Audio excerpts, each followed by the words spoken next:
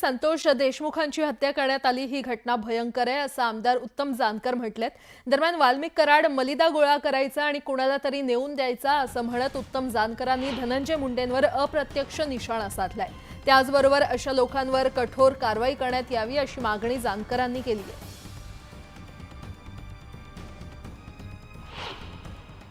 इतकं भयानक गुंडाराज त्या ठिकाणी आहे। जवळ-जवळ 2,000-2,500 रिव्हॉल्वरची लायसन आहे। कुणीही टिपरवाला एखादा जरी त्याचा उद्घाटन करायचा नवीन घेतला तरी हवेत गोळीबार काढले जातात। चौकामध्ये एखाद्याचा वाढदिवस असला तरी त्यातील फायरिंग झाल्या जातात आणि ज्याही पद्धतीनं या कुटुंबावरती नव्हे असे 32 खून त्या ठिकाणी मला लोकांनी सांगितले, की याला जे जे जबाबदार आहेत ते समजा वाल्मिक कराड असेल आणि वाल्मिक कराड ज्यांच्यासाठी म्हणून हा खून करत होता. वाल्मिक कराड हा ज्याच्यासाठी खंडणी गोळा करत होता. वाल्मिक कराड हा ज्याच्यासाठी हा सगळा मलिदा गोळा करत होता.